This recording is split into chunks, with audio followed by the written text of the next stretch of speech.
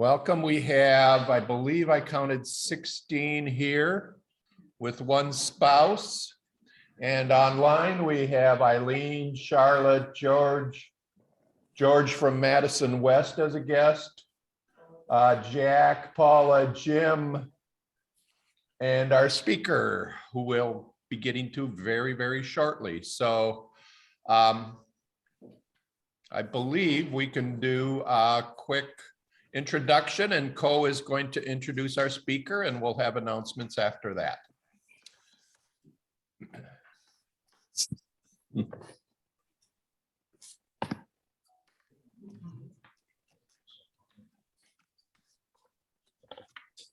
Our guest speaker today, Dr. Maryellen MacDonald, received her PhD in psychology from UCLA. Is that better?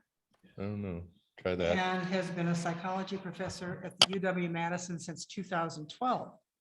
She is one of the directors of the Language and Cognitive Neuroscience Lab and is an expert on how we talk and how we comprehend language. She has studied how children's reading is related to their talking, and at the other end of the spectrum, how language changes as we age and in Alzheimer's disease. Please welcome Dr. Maryellen MacDonald.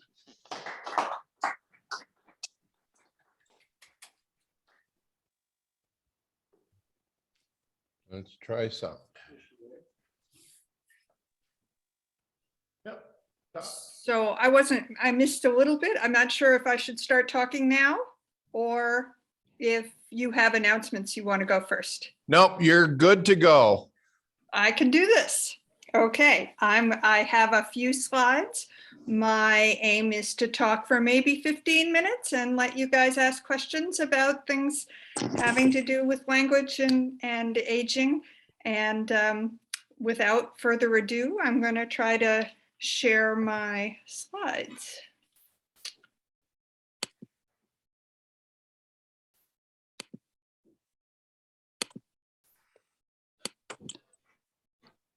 Now, whoops, you'd think I've done this so many times.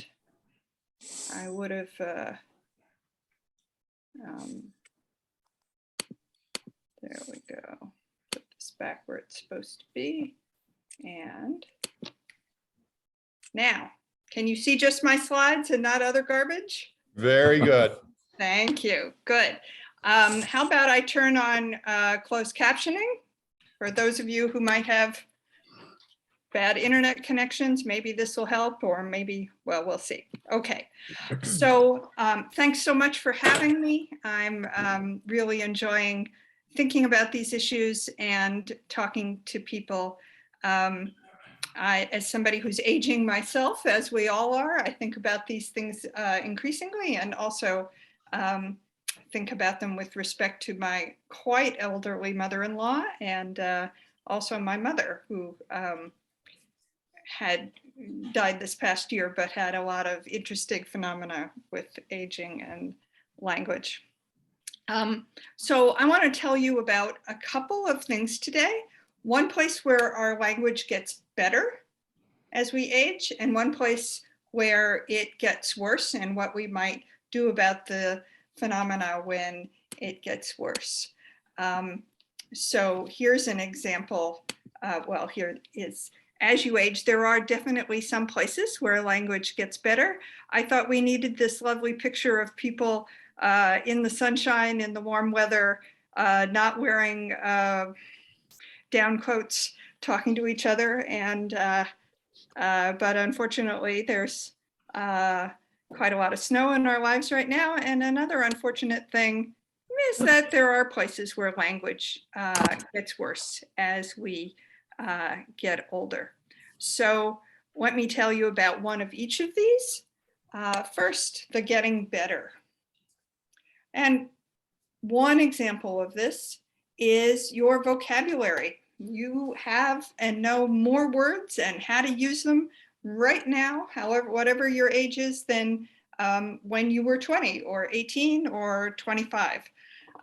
Your vocabulary grows through your whole lifespan to the point that you can find little clickbait ads about, we can guess your age by your vocabulary. I don't suggest you go click on clickbait things that just want to show you more advertising, but I did think it was interesting that the relationship between your age and your vocabulary is strong enough that people who are trying to attack your attention are using it to get you to their websites on the internet. Let me show you some examples of how your vocabulary is very likely better than when you were 20 or around that age. I'm going to show you a couple of items from an old ACT college entrance exam. So it is tuned to the vocabulary of typical high school seniors. And these words are actually designed to be quite challenging for high school seniors. Otherwise, they wouldn't be on the test. The test is, you know, somewhere between moderately challenging and very challenging to distinguish among people who are applying for college. And maybe some of these words are not so familiar to you, but I suspect you're going to get a lot of them quite right. So here's a first of 3 examples. Something that is increasing gradually by regular degrees or additions. So a description of something increasing. Is that maturation, incremental, eroding, or interval? You can just think about that to yourself, what you think the right answer is. I think there's some tempting incorrect answers here, but what's the very best description of something that's increasing like that? And the answer, the best answer is, according to the ACT, incremental. So here's another one. To lengthen or extend something in duration or space. Is that to precipitate, to decelerate, to prolong, or to exhibit? These are hard words, but the answer here is prolong, to make something longer or extend its duration. And finally, the last one here, involving or limited to basic principles. Is that rudimentary, evolution, static, or redundant? You can think for yourself what you think that is. And the ACT says that that is rudimentary. Now, however you did on that, or however you would do on the whole battery of whatever 40 items that might have been in the ACT and a few years ago, you did better now than you would have done as a high school senior. And you are doing better now than you would have done 5 years ago. And 5 years from now, you would be better than you are right now. And that is because your vocabulary grows through your whole lifespan, and it gets better as we age. And that's a nice thing, because we always hear about how many things go wrong as we age. It's good to hear about one that actually gets better. But it's also true that other aspects of language are getting worse. And here is a major one that I've experienced, and I'm sure you've experienced, which is difficulty finding the word that you want to say. It's often called a tip of the tongue moment. You know the word, you know the word.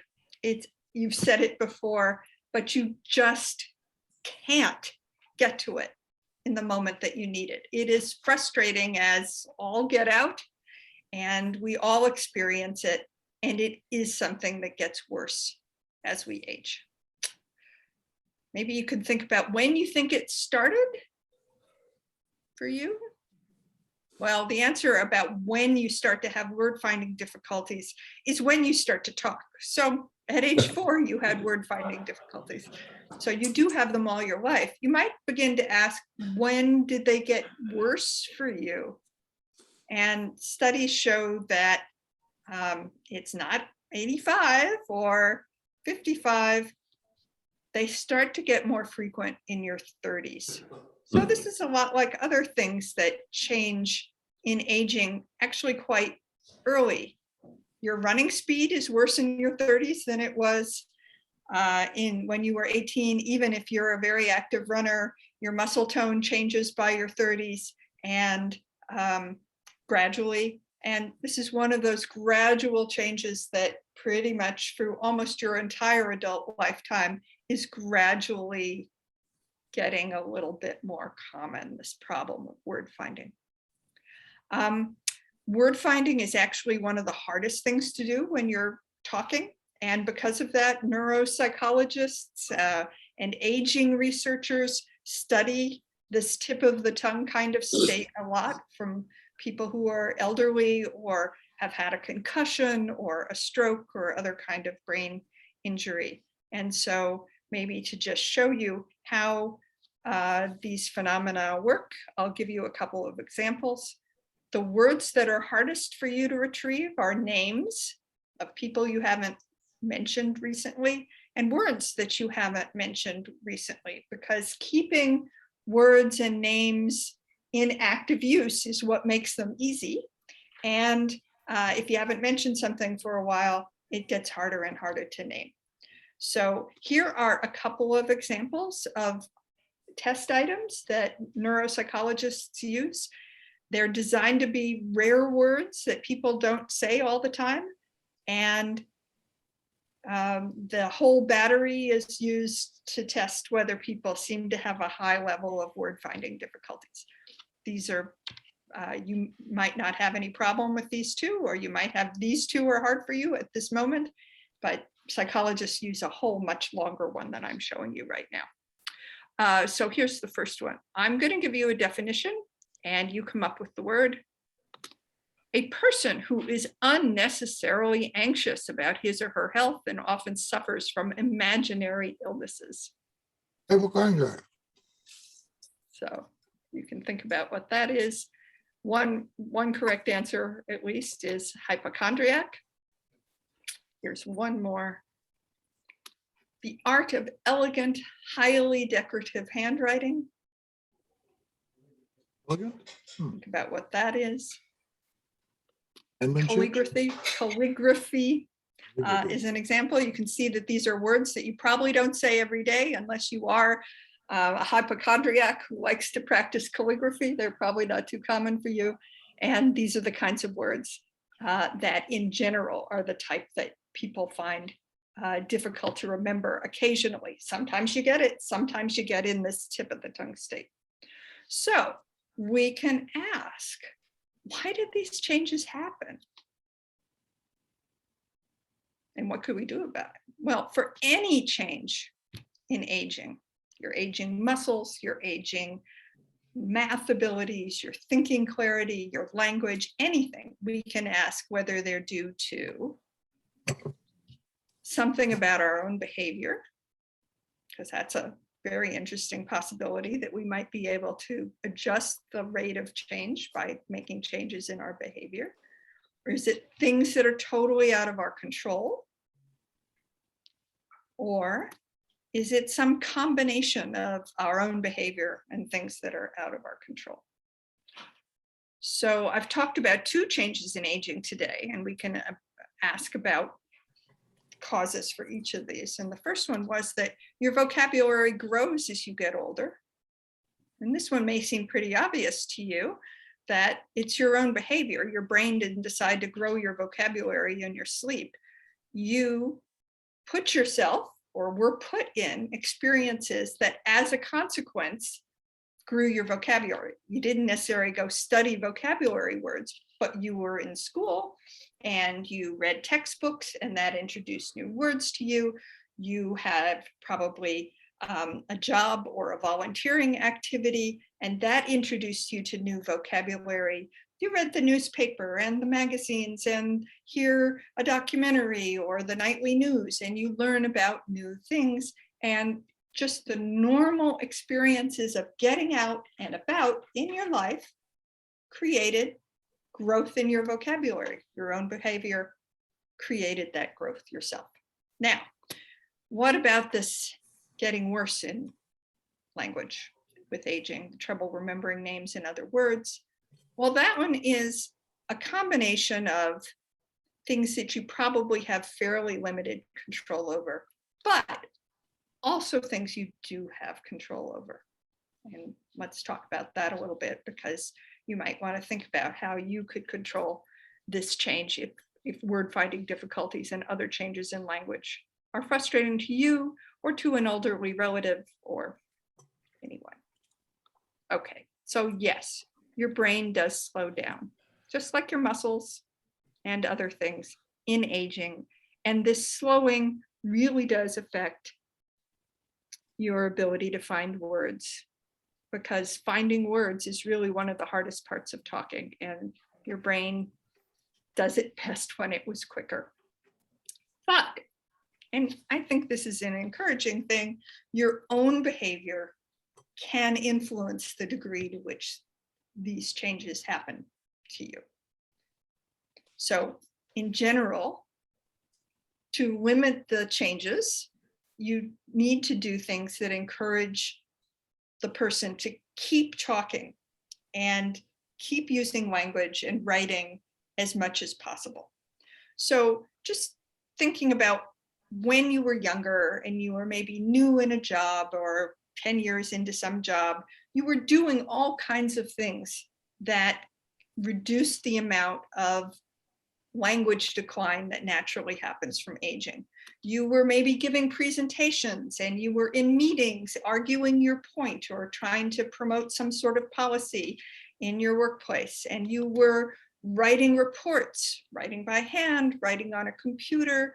You were thinking about how to articulate the ideas that you had and how you could persuade people or be accurate in your reporting for your job or whatever. You went to meetings and to talks where you learned things. In fact, you're still doing that right now. And you engage with each other and you talk. And of course, many things like that do continue into retirement.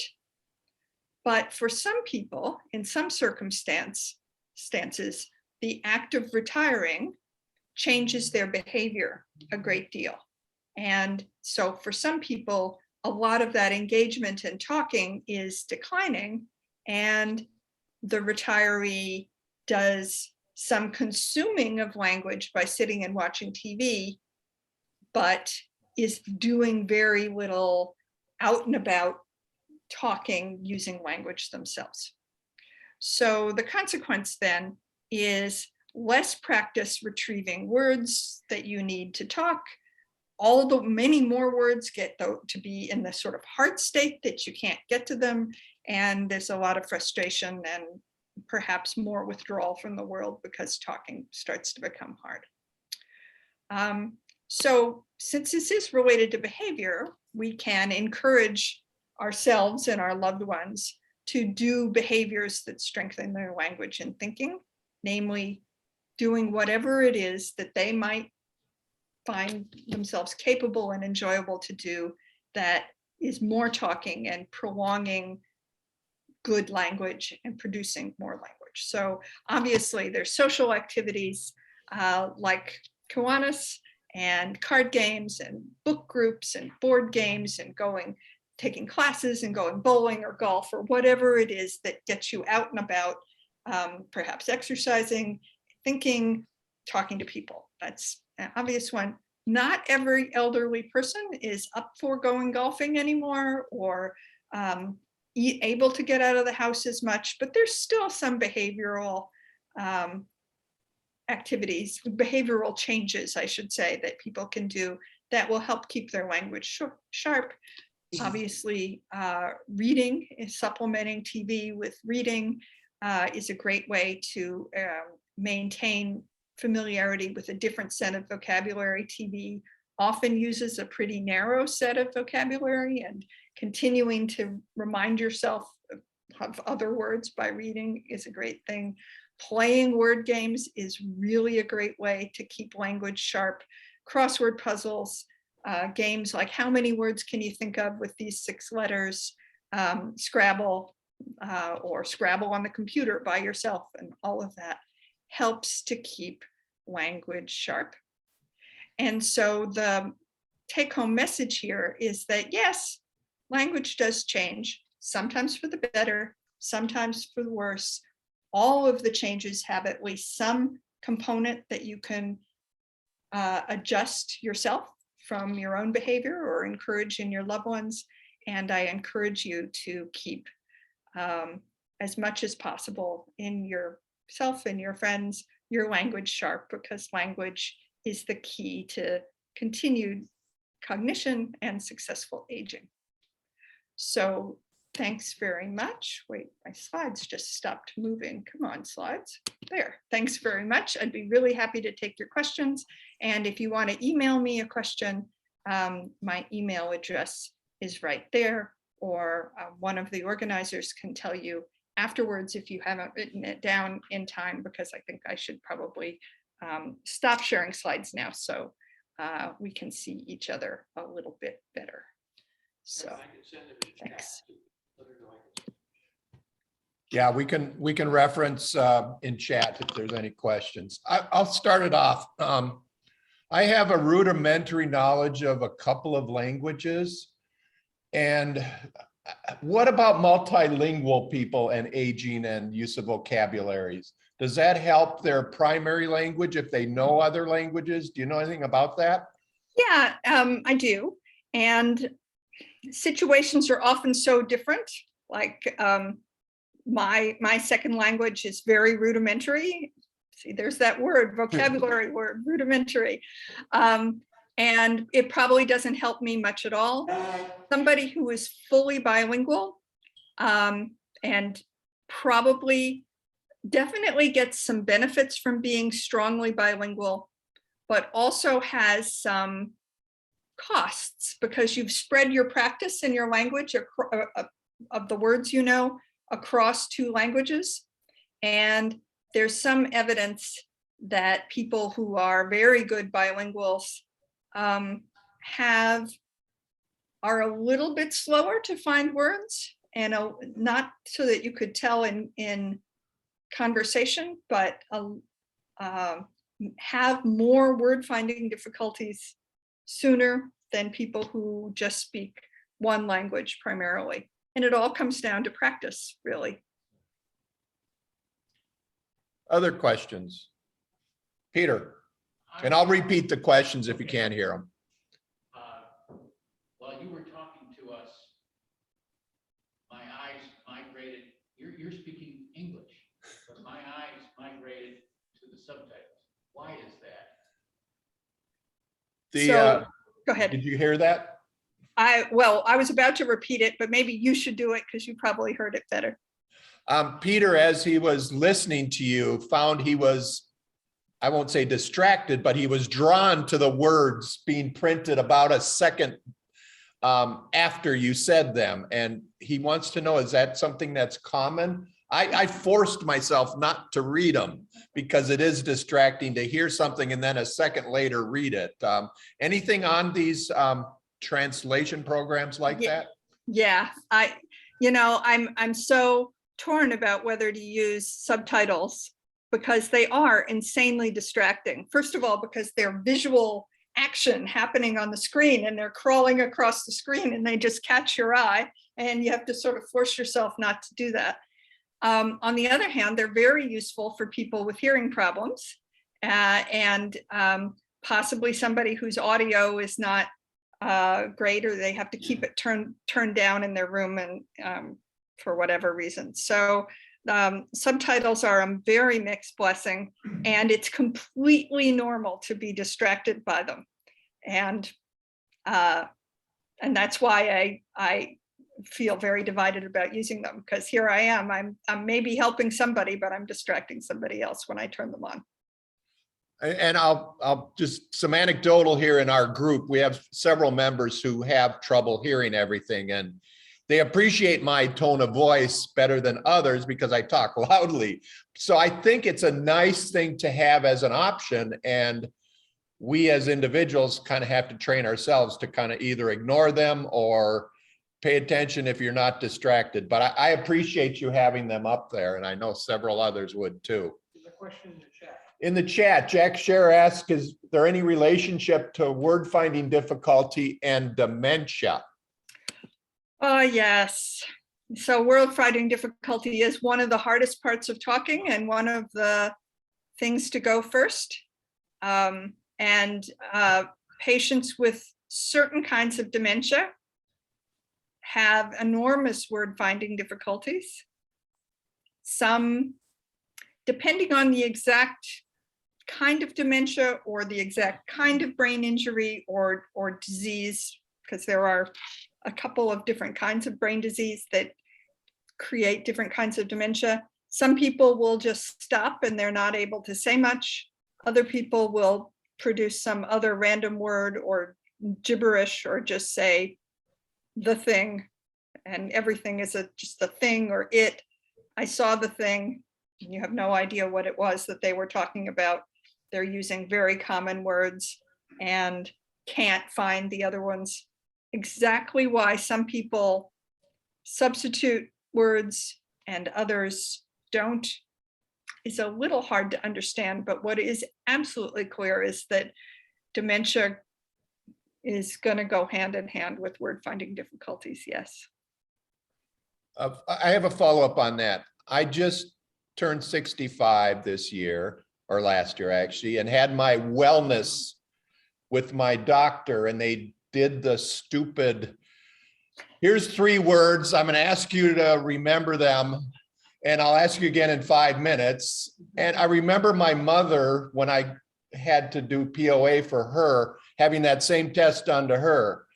Is that kind of a recall a good indicator of dementia or of lessening of the brain's activities, just to be able to remember 3 words? You know, when I did the power of attorney POA for my own mother, we did the same thing. And my mother's response was at the 5-minute mark, when she was asked to remember the 3 words, she said, "You gave me words?" Okay. And so, and she was sharp as a whip. It was so sad, but really true. 3 words probably was not a big deal. It's not a big deal to people who are active and 65 or 60 or even potentially 75, but to somebody who has the beginnings of dementia and short-term memory loss, 3 words could be really difficult. These little quick tests are not always, of course, the most precise, but yeah, you can find differences even with 3 words. Abe had his hand up, and then. I have a friend who's not in this book. They're extremely talkative. They can't shut up. They talk constantly. Is there any relationship between that and word difficulty or not? The question was friends, colleagues who just like to talk all the time. And is it kind of a way to cover up perhaps the word finding difficulties they have if they just talk all the time? We've all got friends like that. So I'm writing a book about talking, and I'm actually not one of those people that likes to talk all the time. And I do want to have this chapter about, you know, that sort of phenomena and what it says about us. And I think there's several things going on.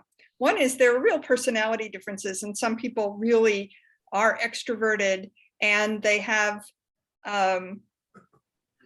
either because they think everybody's interested in them or because they think this is the way to be or to be interesting, talking all the time is their mode of operation. And so that can be going on. And then there can also be language decline. And I see those 2 things as kind of separate, but also interacting. So the idea that you might be continuing to zoom on with talking might indeed be a way in some cases to cover up the fact that things are not quite as together as you used to be. The other possibility, and these things could all be going on at once, is that people whose lives have shrunk because they're retired and they don't see as many people or whatever, sometimes have just this real need to talk more when it happens. So doctors often report that, the patient comes in and doctor asks them how they're doing, and the patient says 2 words about how they're doing, and then starts to talk about their son in college or medical school or whatever it is. That's not relevant to the topic right there, yet the person has to do all of this extra talking. It's actually, there's a name for it. It's called off-topic or target verbosity. Verbosity, that's one of those fancy words for talks a lot, and they're off the topic because they just are so pent up and isolated, they need to talk. So there's a lot of reasons why people might talk a lot, and those could interact with decline of language in different ways. Who at home, Richard? Tom Smith has a question on Zoom here. Yeah, I was going to ask something similar to what Abe asked. Is there a correlation between being an introvert and perhaps on the spectrum of introvert, extrovert, and perhaps being more prone to dementia or something like that? But have there been studies like that? Is your chapter going to cover any studies that have been in that area or trended to that area? Yeah. To my knowledge, there are not personality dementia correlations or relationships like that. Doesn't mean they don't exist. What it means is I haven't encountered them. And it is interesting. People who are more introverted, when they do talk, it's sort of more important and possibly more elaborate than the person who's just going on and on about trivial things. They have to talk about the weather because they just have to talk. And so it's possible that those who do talk less overall, but use more deep concepts or say more important things, are kind of making up for the fact that they're not talking the sheer amount, a sheer amount difference. So I'm sorry, I don't have a completely definitive answer for that, but I don't actually believe that there's been any studies, and probably isn't a huge relationship between extroversion and dementia. Leonard. What do we, the old, do about changes in the language? An example, we don't use the word not. We say unacceptable, impatient, unvaccinated, rather than that word, very emphatic negative. Did you catch that? Changes in the language and how deeply annoying they are.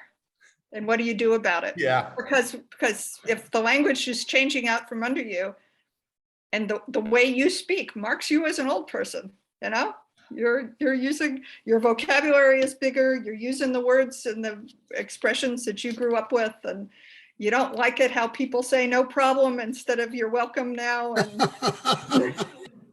all of that. So language has changed for centuries. We are not speaking Shakespeare's English. And every generation thinks the language is going to hell in a handbasket because of the next generation. And it's really part of how learning happens and languages work, and we can't stop it. I recommend not getting too annoyed about it, even though, I think some things are legitimately annoying. I wouldn't deny that, but I wouldn't worry about it too much. If it makes it hard for you to understand, it's because people are using new words or new ways of expressing things. The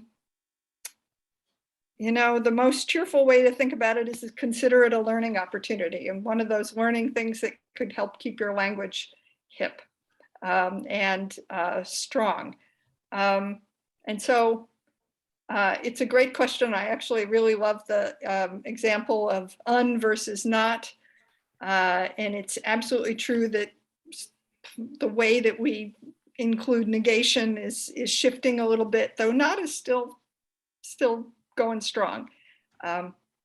Be at peace with it is my bottom line, I guess. Tom Broad. Have you done any research into the deaf community on language? I couldn't hear that one. The what community? Deaf, Deaf community. what their language? I have a cousin who has been deaf his entire life, and I remember going to an international athletic thing, and the person from Norway was talking to the English speaking person through sign language, which is a unifying language. Is there any studies on dementia in deaf people, I guess is the ultimate Yeah. question. Right. So there are a number of languages for the deaf used all over the world. They're not completely intelligible from each other, but there's ways that you can kind of talk to each other using sign language. If you're speaking British Sign Language, which is completely unrelated to American Sign Language, for example, American Sign Language is more closely related to French Sign Language, actually. And so definitely there are word finding difficulties in signed languages. Language problems increase with aging in people who sign rather than speak. There are more problems with dementia. People who are deaf have dementia, just like people with hearing. And the situation is really parallel. There's a slight difference in that you need to be able to see well to understand sign language. Rather, you need to be able to hear well to understand speech. But besides those modality spoken versus signed things, it's entirely parallel. Things that you see in spoken language show up in deaf languages for the deaf too. A follow-up on that, is the same area of the brain active in a deaf person who's communicating versus an oral communication? Because they can highlight where in the brain it's active. Do you know anything? So yes, I do know. And that's a great question. And the answer is almost entirely yes.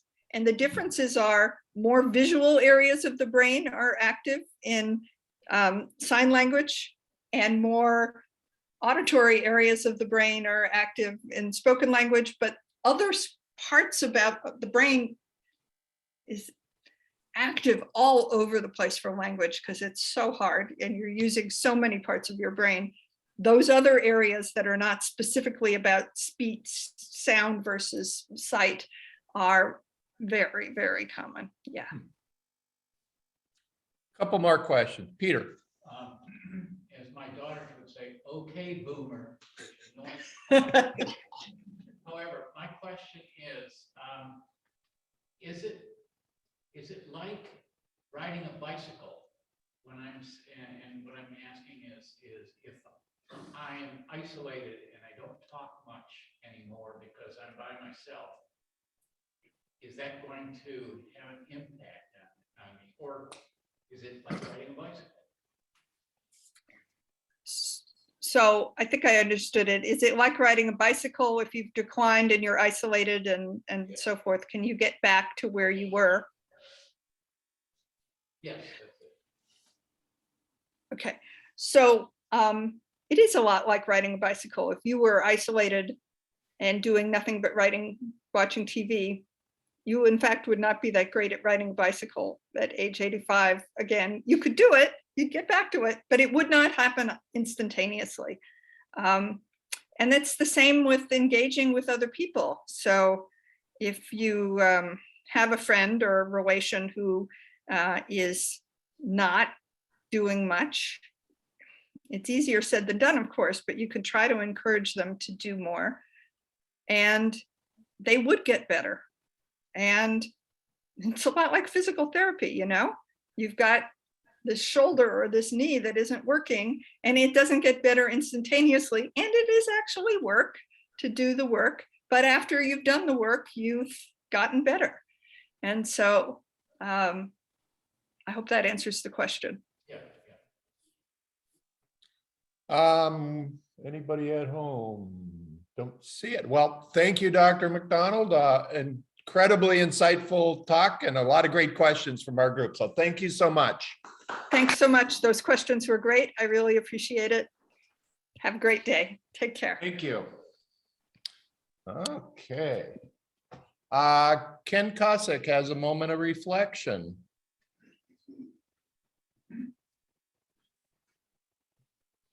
There are two kinds of people on earth today, just two kinds of people, no more, I say. Not the happy or sad, for the swiftly flying years bring each man his laughter and each man his tears. Not the rich or the poor, for the common man's wealth, you must first know the state of his conscience and health. Not the good or the bad, for it is well understood that the good are half bad and the bad are half good. No, the two kinds of people I mean are the people who lift and the people who lean. And strangely enough, you will find, to I ween, there is only one lifter, the 20 who lean. And the people in this room are Kiwanians, and they are lifters.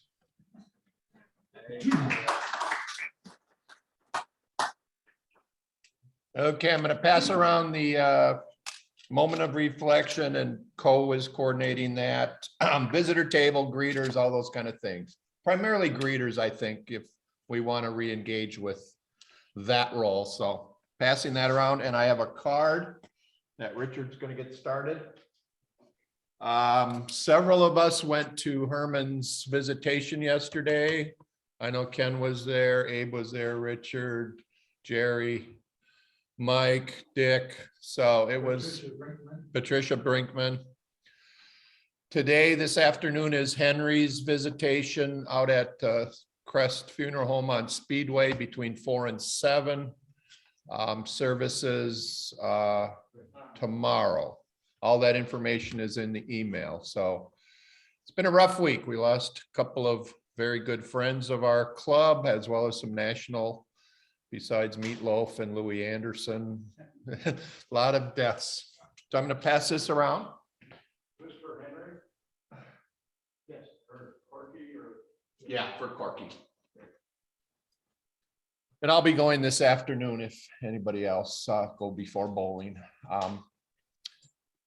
Where's it at? Crest Funeral Home on Speedway, which is just west of Madison West High School. Both the obituaries, I think, were in yesterday's. For sure Henry's was, yep. And Herman's was maybe Thursday. There's a link, I think, to Herman's in the email, and I sent out the email before Henry's. I read the paper, so.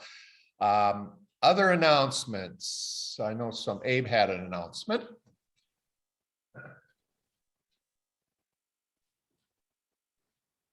On the 15th of February is the District 15 FFA speaking contest, and they're at Sun Prairie High School. I don't know whether the new one or the old one, but I have a sign-up sheet here.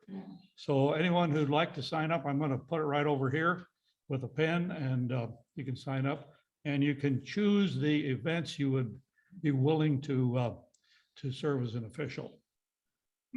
The other thing, I did find out that the sectional speaking contests, which are the next step up of the FFA programs, those will be on the 9th of March, and those will be at Marshall High School.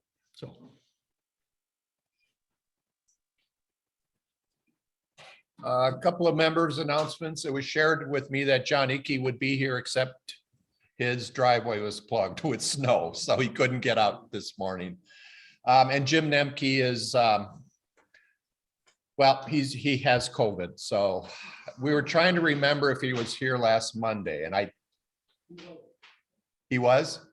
No. He was not. So we weren't exposed. He told me, I think on Thursday, and I talked to him yesterday also. He wanted to go to Herman's visitation, but obviously could not. So Jim's doing okay. He said it felt more like the flu. He's obviously fully boosted. I've got copies of Kiwanis News. Okay, copy of Kiwanis News in print. They are mailing out a few to each of the clubs, not to every individual to save money. I attended the Madison West meeting last Friday. It was a Zoom meeting. They've gone to Zoom for both January and February. I went because my colleague Tom Zinnan was the speaker, and Tom is the Biotechnology Center Outreach Specialist, and he's part of Cooperative Extension. And he talked about the history of Wednesday night at the lab. Does everybody know about Wednesday night at the lab? It's every 50 weeks a year. They have a speaker on Wednesday night at 7 p.m. at 425 Henry Mall, and it's a free science. And Tom broadly defines science. He has social scientists come in and talk. It's 1 hour. It's also broadcast by PBS Wisconsin. They have an archive of them. So if there's some science topic, he gets some really good speakers. I think I talked many, many years ago to it. And they generally have 50 to 75 individuals come in every week and learn, which we heard that the more you learn, the slower you slow down the aging of your brain. So it's mostly retired people who attend, but Tom gave the history of that, which has been almost 20 years now. He's been arranging those speakers. What else do we have? I just pulled up. Is that still in person? It is. He's gone back to in person, but I'll have to check if it's also Zoomed at this. Yes.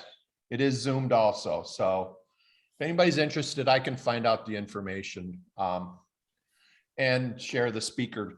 He arranges them obviously way in advance. So as you read, the Fry Miller family designated us as recipient of Herman's donations, and we talked with, actually we haven't talked, they're going to be for scholarships. He wanted them specifically for scholarships, so we'll support what Co and that committee is doing with student scholarships for any donations. Let's see. Next week, we're continuing on the theme of words because our speaker next week is the Madison Reading Project. They were one of our community award winners, and they're going to talk about their programs. Then in February, we have the Madison Community Foundation on the 7th, Braver Angels and Depolarization on the 14th. On the 21st, we have a professor from Clemson University who will obviously Zoom in, I assume. I don't think he's on sabbatical, talking about the contradictory economy. This was one Jim's been working on for a long time, and he finally found a speaker for that one. And I guess we have a theme going. On the 28th, it's all about Alzheimer's and Dementia Alliance of Wisconsin.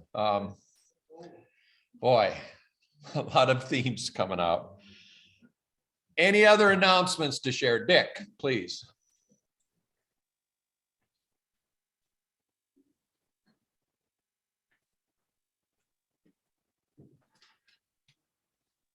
So we have the monthly announcement about Wilmar. So we served meals at Wilmar this past Saturday, and Abe was there helping out. Co was there helping out. Bob Rand was there helping out.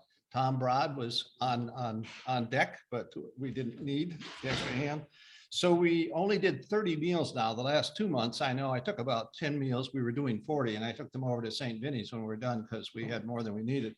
So we did 30, and they've been switching back and forth between letting people eat in or not, depending on what the situation was with COVID. So this month we made up 15 meals in the bag for people to take, and 15 meals amount of food we kept back to do serving. And I think that we only had about 10, maybe 11 people that came. What do you think, Abe? 10 or 11 that came in to eat? Not that many, yeah. And so we had meals that they picked up then, and we didn't have any left at the end. But that worked out pretty well. They keep them well spaced. I mean, so the space is this big, and there were 10 people sitting far apart. So the meal was beef stroganoff, the lettuce salad, mixed vegetables, Texas toast, coffee and juice, and cookies, including, of course, some of Co's homemade cookies. And she switched off this month. And the cookies were Jubilee Jumbles. And they were quite good because we always make sure. Yeah, we make sure that they're tested and that they're okay for the clients to eat. So thank you, everybody, for who volunteered, and we'll be doing it again next month. So thanks. Anyone else? I know Kevin? we have, Kevin, oh, Tom, you said the executive committee was meeting last week after the meeting, and you were going to coalesce some of the ideas from the discussion, I believe. Any correct. summary that you could give us? That's what I was just about to do. I had forgotten about that. Yes, the board did meet and Meg Galloway, president-elect, took notes and I have not had them shared with me yet. So Meg must have had a busy week because she said she would. Told her to just scan them and I'll go over them. So hopefully by next week, I'll be able to report back on what the board talked about in light of our club discussion. Sorry, it couldn't be this week, but Meg is not here and I have not communicated with her, but she took notes. Ken Kosick. I had a question for the professor, but I forgot what it was. Oh, Mr. Kosick. And you have moment of reflection again next week. John's gonna do it. Okay, okay. 2 weeks in a row. No, thanks. Anything else from the home? Hi, Stan. I didn't see you earlier, and Charlotte, and who else joined us? Ron Schuler from West. Paula was there. Yep. So we had a good turnout, but not all in person, which totally understand. Hopefully we're seeing the decline of the Omicron, but at least on the coast, it's starting to go down. Maybe not here yet in the Midwest, but be safe. Keep wearing your masks. Everybody ordered their home kits to be mailed to you from the government. It's easy to do. If you want to stick a stick up your nose, you'll get to do that for free and not have to wait in line. Anything else? We're going to end early today. So thank you all, and we'll see you next week. There we go.